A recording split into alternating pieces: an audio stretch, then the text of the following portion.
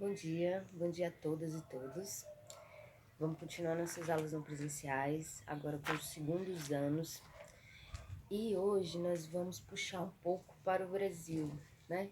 Na nossa última aula, nas nossas duas últimas aulas, a gente abordou o processo da França revolucionária, a Revolução de 1789, e posteriormente como foi o governo, né, do imperador Napoleão Bonaparte. A gente viu que em 1808, Napoleão decreta um bloqueio continental para prejudicar as relações comerciais da Inglaterra com o restante da Europa. Então, qual era o objetivo de Napoleão? Cercar ali o máximo possível dos países para que esses países não consumissem os produtos ingleses, né? Lembrando que nesse período, a Inglaterra já passava pela sua primeira revolução industrial e já se preparava para a segunda revolução industrial, que vai acontecer na segunda metade do século XX, 1850. Porém, já desde o final do século XVIII, a Inglaterra já vinha produzindo muita manufatura, ou seja, muito produto fabricado, né, produzido nas suas iniciais indústrias, né?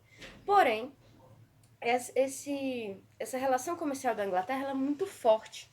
E a França quer, então, disputar aí com a Inglaterra os mercados consumidores, né? Só que o bloqueio continental que Napoleão decreta, ele chega a Portugal, né? E aí, quando Portugal tem de lidar com bloqueio, o que Portugal vai fazer? A estratégia dos portugueses, então, foi: a gente sai de Portugal, a família real, a corte portuguesa, ela foge para o Brasil, né? Para quê? Fugindo também do bloqueio continental, né? Feito por Napoleão. Então, o que a gente vai ver hoje? Que o bloqueio continental lá na Europa faz com que a família real portuguesa seja a primeira família real de um país colonizador que se transfere para a sua colônia. Lembrando que no ano de 1808, que é o ano da fuga da família real, o Brasil vivia a colonização, né? A gente está aí, a gente não tinha conquistado a nossa independência ainda. Então, quando a corte se transfere para cá, ela transfere o poder, né, de decisão, o poder da metrópole para o Brasil. Isso para fugir do bloqueio continental do Napoleão e para evitar também que a corte fosse dominada pelos franceses, né? Então vamos lá. Quando a família real vem para o Brasil, ela vem escoltada pelos ingleses, né? Percebam, Portugal, no ano de 1753, assina um acordo com a Inglaterra, chamado o Tratado de Methuen, e nesse tratado, Portugal fica ali à mercê, né? E fica ali também um pouco subjugado pela Inglaterra. Ou seja, Portugal aceita, né, a proteção inglesa, o acordo com os ingleses, e do outro lado oferece aí os seus mercados consumidores, as suas colônias, né, para que os ingleses possam manter o seu comércio. Então tá, então vamos começar. Quando a corte chega no Brasil, ela vem com o rei Dom João VI, né? E primeiro para em Salvador. Salvador era a capital do império, né, até então. E aí, Dom João VI para em Salvador. Quando Dom João VI para em Salvador, ele já faz um decreto, né? Que eu acho que eu coloquei aqui, que é o fim do pacto colonial, né? A gente vai chegar lá. Voltando um pouquinho, vamos entender que ainda no século XVIII já havia uma crise no sistema colonial brasileiro, né? A gente teve duas grandes aqui, eu não vou dizer revoltas, mas levantes, né? A Conjuração Baiana está mais para uma revolta. A Inconfidência Mineira significou ali o descontentamento da classe mais alta de Minas Gerais, né, da elite de Minas Gerais, com relação às políticas do governo colonial, né? Então, a Inconfidência Mineira, percebam, acontece no mesmo ano da Revolução Francesa, tem como influência os ideais da Revolução Francesa, reivindica um governo republicano, né? foi a alta sociedade, né? Lembrando que Tiradentes era um dos poucos de origem modesta, ou seja, o Tiradentes foi um dos poucos participantes da Inconfidência Mineira que eram pobres, né? Por quê? Porque os inconfidentes, na verdade, eles faziam parte de uma classe que tinha de pagar imposto para a coroa. E que imposto é esse? É um imposto em cima da retirada do ouro, né? Então a gente está falando ali de uma elite, né? Inconfidência Mineira a gente pode colocar como um movimento de elite, né? Porém, o único que não era da elite, que é o Tiradentes, né? Foi propagador do movimento e ele é o único que vai ser culpado, né? E enforcado, né? Lembrando que isso aconteceu muito no Brasil. Nos movimentos que tiveram participação de classes sociais diferentes, sempre as classes sociais pobres, mais baixas, são as que mais recebem a repressão, né? Lembrando então de Tiradentes. Os inconfidentes também reivindicavam o serviço militar obrigatório e menos impostos à metrópole, né? A revolta, então, é uma revolta para que os inconfidentes, né, que são ali donos de propriedades que fazem garimpo, né? Lembrando que nesse período já se começa o garimpo no interior do Brasil, né? Em outro momento a gente fala um pouco sobre isso. Mas hoje a gente vai focar em entender que em 1808 a gente já tem a Inconfidência Mineira e a Conjuração Baiana, que é um pouco depois, em 1798, que é na Bahia, né?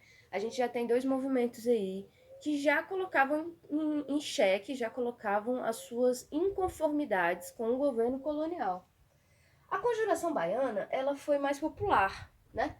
Foram contestações à metrópole, sendo a mais popular das rebeliões, com grande envolvimento da população livre e pobre, né? A Conjuração Baiana, ela foi muito influenciada pela Revolução Francesa e também pela independência dos Estados Unidos e pela revolta do Haiti.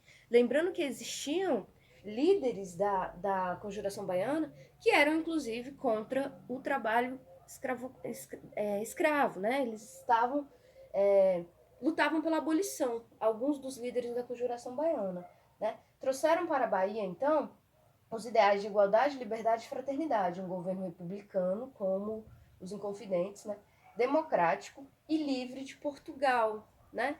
Então, aqui você já vê um movimento que tem uma característica aí de questionar a colonização, né? De buscar um pouco ali a independência a Portugal, beleza? Esse movimento foi violentamente reprimido, todos foram presos e os mais pobres, como a gente já falou, enforcados, esquartejados, né? Então, o que a gente vê? Quando a família real chega aqui, já existe, então, em Minas Gerais, na Bahia e em outros lugares também, processos de insatisfação com o regime colonial. Tudo bem até agora? E aí, beleza. Em 1808, então, chega a família real no Brasil. Com a ameaça da invasão das tropas napoleônicas em Portugal, a família real partiu para o Brasil escoltada pela marinha inglesa. Assim, Portugal não rompe relações com a Inglaterra, ao contrário, se subordina ainda mais. E já em 1808, como eu estava falando para vocês, quando Dom João VI chega ainda em Salvador, ele assina o decreto da abertura dos portos às nações amigas. Agora a gente vai voltar um pouco para entender uma coisa. No sistema colonial, desde que o Brasil começou a desenvolver ali no século XVII, desde 1500, na verdade, o sistema colonial ele foi realizado da seguinte forma: uma forma de colonização é a dependência. Então, no Brasil, quando Portugal começa a produzir aqui os engenhos, né, a cana-de-açúcar como a mercadoria principal, depois do pau-brasil, existia um pacto chamado Pacto Colonial, em que o Brasil só poderia comercializar com Portugal. Isso é o pacto de todos os regimes coloniais, né? Então, a gente até comentou isso em algumas aulas para trás. Se chegasse qualquer outro país e pagasse mais pelo açúcar, o Brasil não podia vender. O Brasil só podia vender seus produtos para o país colonizador, para a metrópole, que seria então Portugal, né? E quando Dom João VI chega aqui, então, em 1808, Antes dele desembarcar no Rio de Janeiro, ele já faz o decreto de abertura dos portos às nações amigas. O que isso significa? Significa que a partir de agora está rompido o pacto colonial e o Brasil já pode comercializar com outras nações. O lance é o seguinte, lembrando que a família real ela foge das tropas francesas justamente para não romper, para não se submeter ao governo de Napoleão, mas também para não romper relações com a Inglaterra, da qual Portugal já tem um tratado desde os anos 1700, né? Então Portugal quer manter as suas relações, né, com a Inglaterra e a Inglaterra também. Então a Inglaterra, o que ela faz? Ela protege essa vinda da família real aqui. E aqui no Brasil não teria como os franceses virem tomar o poder, né? Então a estratégia de Portugal foi essa. Lá em Portugal fica as tropas inglesas lutando contra as tropas francesas, né? E a família inteira toda, né? Mais de 1000 pessoas desembarcam no Brasil, né? E aí, Dom João VI decreta a abertura dos portos às nações amigas, na verdade a Inglaterra, nação amiga, né? Que foi o fim do pacto colonial, o que beneficiou diretamente a Inglaterra industrial. A vinda da família real gerou ainda mais insatisfações. Bom, lembra que a gente já estava vivendo um sistema de insatisfação?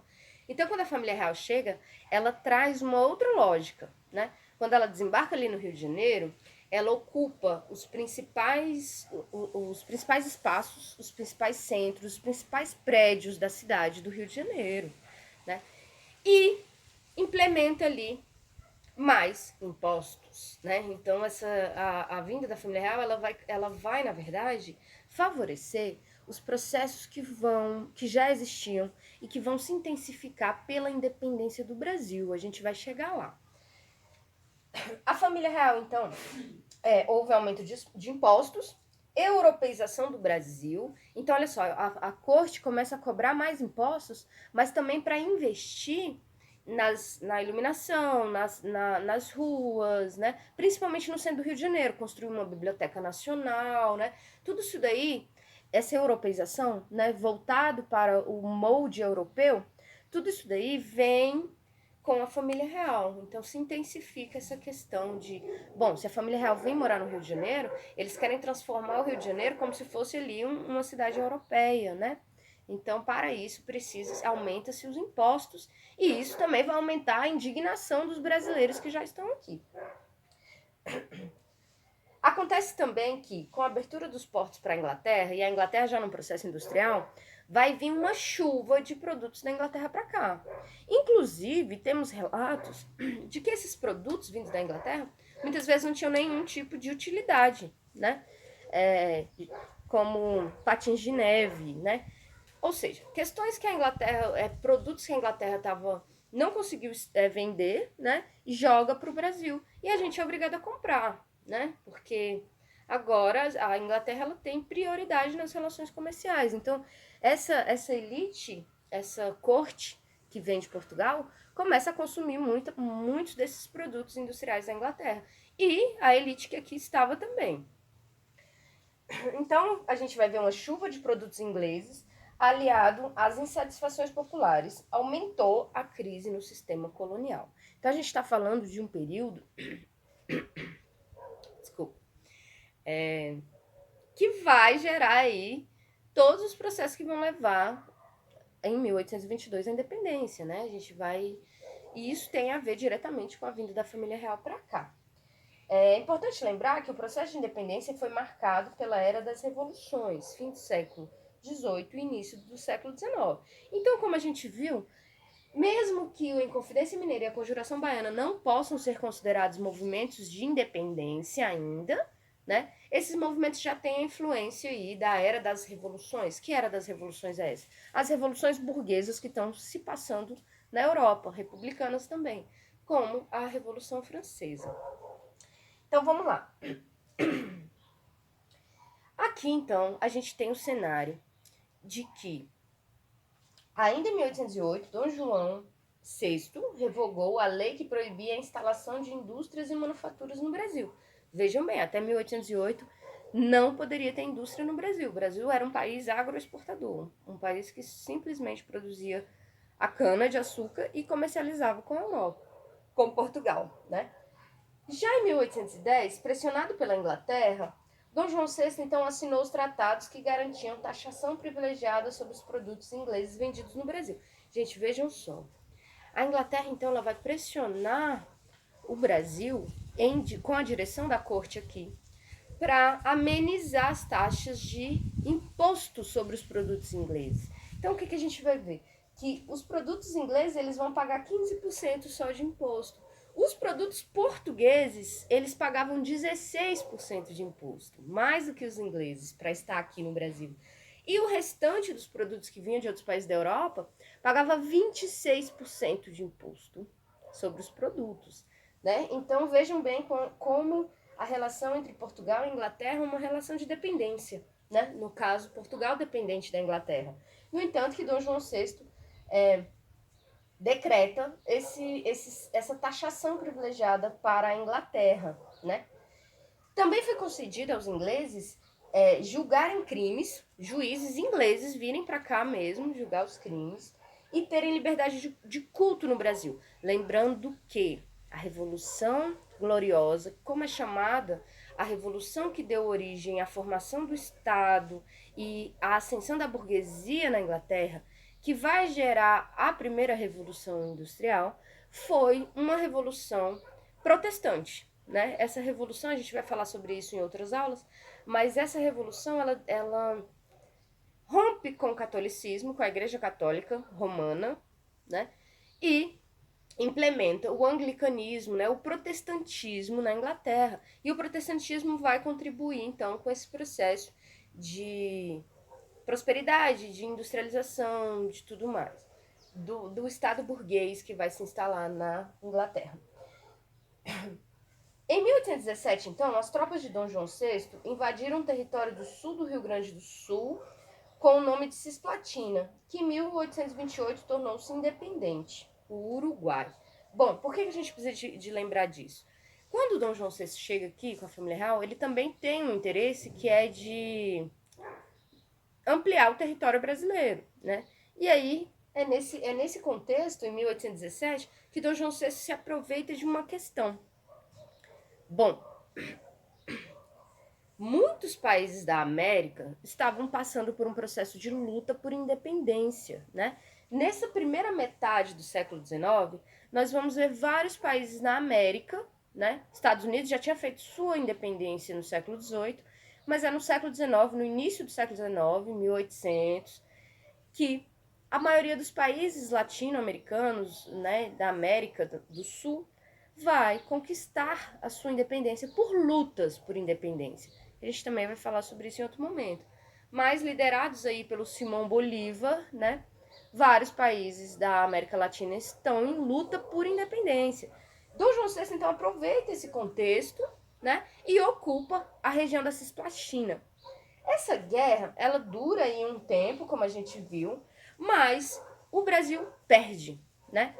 Na verdade, quem sai vitorioso aí é o território que vai se transformar em Uruguai, né? Então, Portugal perde aí para a Espanha esse território, porém, esse território se emancipa e se transforma num país, que é o Uruguai.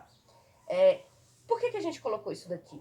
Porque isso daqui vai ter interferência direta nessa crise que a família real está vivendo aqui, né? Que o sistema colonial está passando no Brasil, né? Porque quando Dom João VI pega muito dinheiro emprestado da Inglaterra para investir nesse território, conquistar esse território, mas perde essa guerra, ele também começa aí a ter várias críticas, né? Vários processos de insatisfação. Como é que você gasta tanto dinheiro emprestado, né, dos ingleses, e não consegue conquistar o território, né? Isso daí vai interferir. Lembrando que 2 anos antes, em 1815, o Brasil ele é elevado, né? Portugal eleva o Brasil à condição de Reino Unido de Portugal e Algarves, né? Algarves também são ilhas colonizadas por Portugal. E o que significa quando o Brasil vira Reino Unido de Portugal em 1815? O Brasil, ele sai dessa condição de simplesmente colônia, né? Como se os brasileiros agora fossem também portugueses, né? Isso daí até agrada os brasileiros, porém os portugueses não querem ser igualados com os brasileiros. Nós somos colonizadores e eles, né, são colonizados. né? Então, é uma medida da corte que vai agradar principalmente os brasileiros e não os portugueses, né? Mas, mesmo assim, o Brasil, então, sai desse lugar de colônia, simplesmente vira uma parte de Portugal, digamos assim, fora da Europa, né? Então, com mais esses elementos, esses acontecimentos aqui, se intensifica a crise, né, do sistema colonial. Voltando lá em 1817, nós vamos ter uma grande movimentação que vai ficar conhecida como Revolução Pernambucana. Aqui na Revolução Pernambucana, a gente vai perceber que existe uma influência muito grande das ideias iluministas e também da Revolução Francesa, né? Na Revolução Pernambucana, a população se revolta contra o aumento de impostos, né? E desejavam também mais autonomia para a província, né, de Pernambuco, e um regime republicano sediado em Recife. A Revolução Pernambucana foi um movimento muito grande, muito intenso, né? Que contou aí com a participação de uma figura muito conhecida, que é o Frei Caneca, né? E eles conseguem derrubar o governador e decreta o fim de alguns impostos, né? Por outro lado, alguns de seus líderes também desejavam a abolição da escravidão, né? Porém, o movimento foi derrotado com muita violência e muitos executados sem julgamento. Gente, o que a gente vai perceber agora na história do Brasil? Com a vinda da família real e com as várias revoltas e insatisfações que vai gerar em várias partes do Brasil, a gente vai perceber que Dom João VI vai reagir a esses movimentos, esses protestos, essas revoltas, sempre com muita violência, né? É o momento aí que as pessoas vão ser como Tiradentes esquartejadas, né? As pessoas consideradas participantes das revoltas ou líderes vão ser, aqui em Pernambuco, isso aconteceu, amarrar os corpos e sair derramando sangue pelas ruas, né? Isso aconteceu muito em Pernambuco. Lembrando que o Nordeste tem um papel muito forte na resistência ao sistema colonial, né? Aqui eu coloquei para vocês os quilombos, né? Porque a comunidade negra foge do sistema colonial, da escravidão, e montam-se quilombos em todos os países, ou em todos os estados do país, né? Depois eu vou pedir para vocês fazerem uma pesquisa sobre os quilombos, né? A gente tem quilombo no sul, no norte, no nordeste, no centro-oeste, né? Aqui no DF a gente tem um quilombo, o quilombo Mesquita. Então foi uma maneira também que a população que é ex-escrava, né, uma população que foi escravizada, ela se revolta e foge e permanece ali no quilombo, que é onde eles podem minimamente serem livres, né? Então a gente, junto aos quilombos, a gente vai ver várias revoltas, principalmente no Nordeste, né? Então, a Revolução Pernambucana foi uma das últimas rebeliões antes da independência. A Revolução Pernambucana realmente foi um movimento muito grande, muito intenso, né? E ela vai dar origem aí ela vai continuar, mesmo o movimento sendo derrotado agora, daqui um pouco, em 1820, mais para frente, Pernambuco vai novamente se erguer. Então a revolta pernambucana, a Revolução Pernambucana, ela consegue derrubar o governo, eles ficam um tempo ali, acabam com vários impostos, né? E esse movimento não agrada a Dom João, né? Então Dom João VI, o que ele faz? Ele reage com muita violência a esse movimento, né? Esquartejando líderes, matando, enforcando, né? Lembrando que nesse período, o Brasil, a gente tinha praticamente pena de morte, né? A gente vai ver que grande parte dos movimentos aí tiveram seus líderes enforcados, né? Enquanto isso, lá em Portugal, a população vencia os franceses com o apoio da Inglaterra, né? Bom, o que a gente viu? Quando Napoleão ocupa Portugal, os ingleses, em apoio a Portugal, vão lutar contra as tropas francesas em Portugal. A família real vem para cá, mas lá fica essa situação, né? Porém, em 1820 se deu uma revolta que vai modificar essa situação. A população de Portugal, ela exige em 1820, a partir da cidade do Porto, ela exige que a família real volte para Portugal, né? E que afaste os ingleses do comando do país, porque na ausência da família real portuguesa, quem governa Portugal é os ingleses, né? Então os liberais, né, Bom, a Revolução do Porto foi uma revolta liberal que exigiu a volta da família real e o afastamento da Inglaterra. Então, esses revoltosos da cidade do Porto, eles exigem que Dom João VI e a corte portuguesa volte para Portugal, né? E Dom João VI, pressionado, ele tem que voltar. Porque imagina, ele perde o poder em Portugal, né? Essa revolução ali se transforma na tomada do poder português, né? Então Dom João VI na hora, ele, opa, estão me pressionando para voltar, eu vou ter que voltar, né? É aí que, em 1821, com toda a corte, Dom João VI volta para Portugal. Porém, esperto como ele o que ele faz? Ele deixa o seu filho como príncipe regente no Brasil, Dom Pedro I, né? Percebam a estratégia da família real portuguesa. A gente não quer perder o poder em Portugal e também nem deixar o Brasil sem um representante de nós governando, né? Então é nesse sentido que o Dom Pedro I fica, né, no Brasil. Só que os revoltosos lá de Porto, eles exigem que Dom Pedro I também volte, né? Eles não aceitam esse jogo duplo de Portugal. Como assim? Vocês, a mesma família real, vai governar dois países, né? E aí, eles exigem que o Dom Pedro I também volte. Só que o Dom Pedro I, já apoiado por vários brasileiros aqui, ele fica, né? Existe aí um processo de um abaixo-assinado, com mais ou menos 8.000 assinaturas, em que pede para o Dom Pedro I ficar. É a partir desse abaixo-assinado que ele vai fazer a célebre frase de dizer: se é para o bem de todos e da nação, diga ao povo que fico. Esse processo na história, esse acontecimento, ficou conhecido como o Dia do Fico, e foi no dia 9 de janeiro de 1822.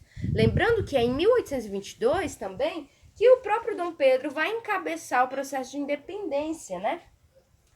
Em 7 de setembro, então, desse mesmo ano, de 1822, à beira do Riacho Ipiranga, Dom Pedro I vai lá e proclama o Brasil independente de Portugal, né, com o seu famoso grito da independência. Olha, agora a gente vai parar um pouco e pensar. Lembra que eu falei para vocês que nesse comecinho aqui dos anos 1800, vários países da América entram, né, num processo de independência, de luta por independência. Lembrando que Estados Unidos faz isso antes, né, em 1770, né, um pouco antes, ainda no século XVIII. Mas é no início do século XIX que a maioria dos países colonizados pela Espanha, na América do Sul, vão conquistar a sua independência. E é conquista mesmo, é luta, é guerra, né? No Brasil, não. O nosso processo de independência, ele não tem participação popular, né? Ele é um processo feito pelas elites, inclusive portuguesas, como a gente viu que é o Dom Pedro I que vai decretar a independência do Brasil. Então, como que um português vai proclamar a independência no Brasil? Não é nenhum brasileiro que faz isso, não é nenhum movimento popular nem nada. Então, a independência do Brasil, ela foi formal, né? Essa independência do Brasil, ela não significou aí mudanças na estrutura da sociedade brasileira. O que isso quer dizer? Que o Brasil continuou sendo um país rural, um país de produção de cana-de-açúcar e exportação, um país que utiliza-se da mão de obra escravizada vinda da África, né? Então, o que mudou? Não mudou. Mudou formalmente, mudou na lei que o Brasil não é mais dependente da Inglaterra, de Portugal, né? Que agora a gente é, na verdade, um país autônomo, independente.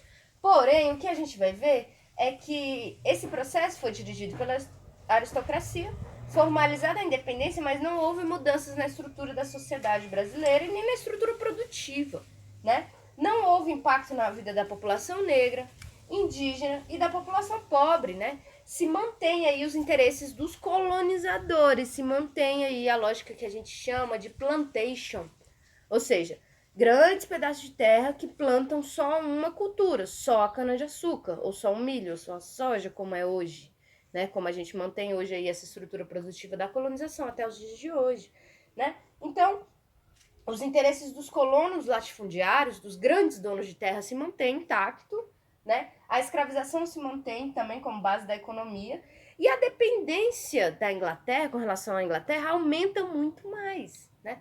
Na verdade, a Inglaterra empresta para o Brasil dinheiro para ele conquistar sua independência, né? Bom, Enquanto grandes proprietários rurais procuravam perpetuar-se no poder, grande parte da população continuava excluída do Estado Nacional Monárquico. Bom, aqui a gente entra em outra questão. A maior parte dos países da América que proclamam sua independência, que lutam e conquistam sua independência, se transformam em uma república. No Brasil, não. Aqui no nosso país, depois da independência, a gente continua sendo uma monarquia, né? E quem vai ser o príncipe é o Dom Pedro I, né? Então, o que vai acontecer com a gente? A gente tem que refletir que essas mudanças elas vêm de cima para baixo. Embora existissem vários movimentos que já botavam o sistema colonial em crise, né? A independência não foi um processo popular, né? E não modificou muito a nossa estrutura. No entanto, que a gente vai ver que após 1822 vão acontecer vários movimentos aí de insatisfação popular no país, né? Porque essa independência não contemplou. Então, a monarquia, ela geralmente ela tem um interesse mais ali em volta das classes que compõem o poder. Um regime monárquico, ele não está muito preocupado com o povo, né? Essa é a situação. Então a gente continua como um país muito desestruturado, muito desigual, em que poucas famílias detêm o poder. Então o nosso processo de independência, infelizmente, foi assim, né? Existe um revisionismo na história que várias pessoas tentam ali colocar a gente no Grito do Ipiranga e tudo mais, nos quadros, nas obras, mas não houve participação popular. Isso é só uma maneira de recontar essa história, tentando deixá-la mais bonita, mas na verdade não é, né? Não teve essa participação, foi um português que proclama a nossa independência. Quero pedir para vocês fazer uma pesquisa sobre os quilombos, esses processos de resistência que estão desde o sistema colonial, desde quando começou a escravização nas nossas terras, né? Então a gente tem quilombo hoje no Brasil inteiro, né? Eu vou passar direitinho depois essa pesquisa para vocês. E deixo aí, né, um abraço para todo mundo, se cuidem. Em breve a gente vai estar de novo com as nossas aulas presenciais, mas temos que ter paciência. Os processos de pandemia não são rápidos, né? E peço a todos que se cuidem do seu próximo, né? E em breve, então, até mais. Um abraço a todos.